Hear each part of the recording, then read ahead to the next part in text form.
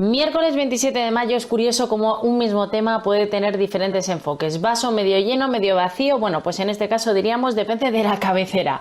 Empezamos hoy con el diario El Mundo. La Guardia Civil sospecha que el gobierno le oculta datos del 8M, las claves del informe que ha provocado el cese de Pérez de los Cobos, y relata que la delegación de gobierno se resistió a entregar la información e ignora si lo ha hecho en su totalidad. El organismo que dirige Simón no ha aportado datos solicitados el 8 de abril. Atención, porque es una acusación muy grave la que hace este diario en ese primer titular, y vemos en la imagen al ministro del Interior, a Grande Marlaska, centro de todas las miradas y las críticas. Sanidad dejó pasar a fase 1 a comunidades que no cumplían los requisitos de los test. Por cierto, son dos temas que tratamos en nuestro 321 de hoy, no os lo perdáis. La purga de Marlaska desata también la mayor crisis en la institución, en la Guardia Civil, en la Benemérita, desde Roldán. Y el Banco de España pide que la Unión Europea no financie a los oportunistas. Vamos a ver cómo plantea todo este asunto el diario El País, asunto polémico que ha centrado prácticamente toda la actualidad política, sobre todo en nuestro país. El informe de la Guardia Civil sobre el 8M está plagado de errores, dice este periódico. El texto, que inculpa al delegado del Gobierno en Madrid, omite datos importantes y fechas clave. En el anterior veíamos que había una fuente que ocultaba información, en este caso el Gobierno, y ahora El País le da la vuelta y dice que el informe está plagado de errores importantes y que omite datos importantes y fechas clave. Bueno, está bien conocer todas las versiones para luego ir componiendo el puzzle. Bruselas apuesta por combinar préstamos y subsidios en su plan de recuperación. La pandemia hace caer por primera vez la factura de las pensiones. También lo hablamos en nuestro análisis de hoy.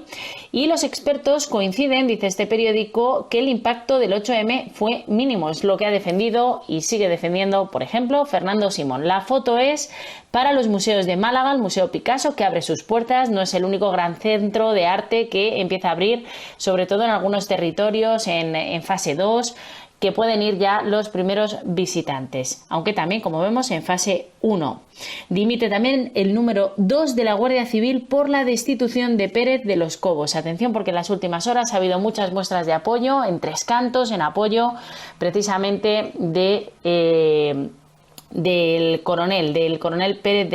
general Pérez de los Cobos. Vamos con el ABC. Bueno, esa foto curiosa, ¿no?, en un gesto mirando al cielo, con los labios apretados, del ministro del Interior, en un desfile precisamente de la Guardia Civil. Bueno, Marlaska usó a 3 superiores del coronel para presionarle.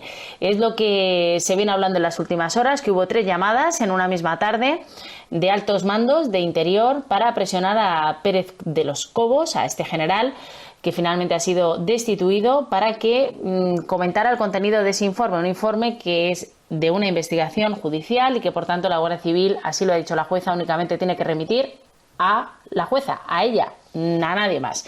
Un teniente general y un general llamaron a Pérez de los Cobos para pedirle el informe de la actuación del delegado del Gobierno en Madrid, el 8M. La directora general le insistió en que era un tema muy sensible, subraya este periódico, para el Ejecutivo, pero recibió la misma respuesta, que era un asunto judicial. Los juristas afirman que el ministro pidió al coronel que cometiera un delito. Hay reacciones por parte de los magistrados, hay reacciones de la propia jueza de instrucción, lo comentamos también en nuestro análisis.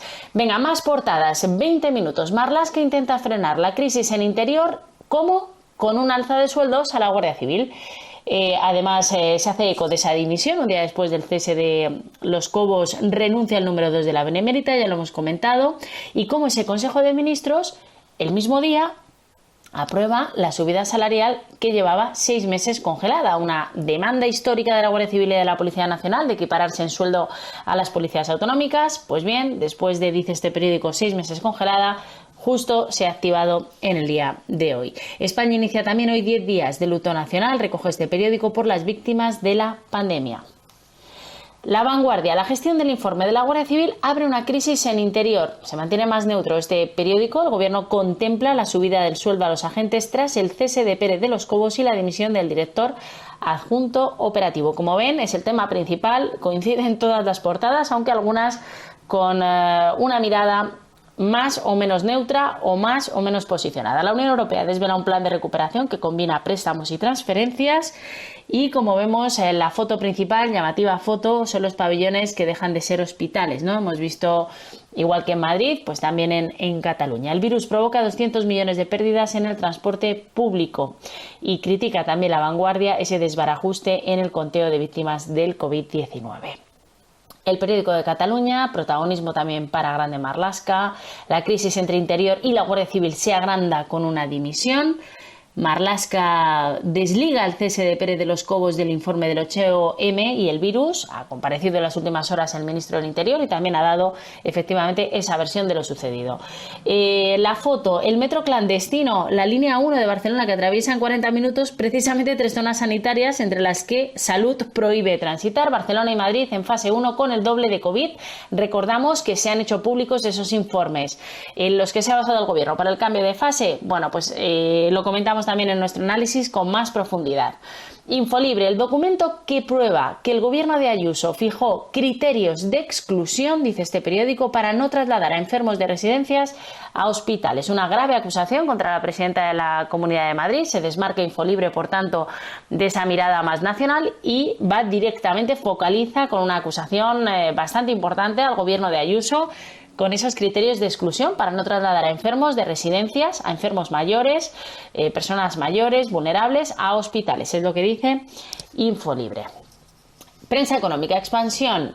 Hoy hay una guía especial, de recuperación, pero sobre todo el titular es Naturgy se reinventa. Nos dan las claves en páginas interiores, como ese grupo cuenta con 10.000 millones para realizar compras, sobre todo en energías renovables, ¿vale? Va por ahí, sobre todo. Naturgy apuesta por la energía renovable, energía verde. El Supremo rebaja también el impuesto de sucesiones a las empresas familiares y, como no, el IBEX reconquista el 7.000 tras encadenar 5 sesiones al alza, algo que no se veía desde hacía mucho tiempo. Parece que se van recuperando también los mercados. 5 días. La Seguridad Social cerrará 2020 con un déficit histórico. La insuficiencia se acerca a 45.000 millones y el gobierno le inyecta 30.500 para prestaciones. La pandemia hace caer la nómina por primera vez. Ese descenso, como decimos, en las pensiones. Además, se amplía un mes la moratoria fiscal sin coste a las pymes. Más asuntos. Nos ha llamado mucho la atención la portada del jueves. Aterraza como puedas. Se habrán dado cuenta en sus localidades cómo las terrazas se han convertido en objeto de deseo, casi en lo más codiciado. Después de 2 meses de crisis económica, ahora viene la crisis de ansiedad. Complicado, conseguir un sitio en algunas de esas terrazas. Y en prensa deportiva, el Marca ya renovado hasta 2023. Casemiro para rato hasta 2023, era una de las piezas imprescindibles y renovado. También una entrevista con Borja Fernández. La policía reconoce que no hay prueba del amaño después de estar unas horas en el calabozo hace un tiempo y cómo el Bayern acaricia la Bundesliga. Curiosa esta imagen del galés, de Gareth Bale. Necesita redimirse de su peor temporada, sin duda. Solo 3 tantos en 11 jornadas que restan. Intentará darle la vuelta a esos números. ¿Gol? Se pregunta el diario AS. Y Mundo Deportivo. Terminamos con esta cabecera. El verdadero Armstrong. Su ex asistente en Girona le descubre. Era una máquina entrenando y no se fiaba de nadie. Y otros se dopaban más que él. Habrá que leer también en profundidad esa entrevista. Y tasados, el Barça pone precio a los transferibles para poder hacer caja y afrontar las nuevas incorporaciones. No se lo pierdan, lo detalla este periódico. Como siempre, les esperamos en nuestro análisis, hoy más interesante que nunca, sus opiniones clave. Y tenemos una entrevista fundamental, diría yo, con un pediatra que nos va a hablar del coronavirus en niños, de la vuelta al cole y de algo muy importante. No se olviden de las vacunas, por ejemplo, el sarampión. Ojo, adiós.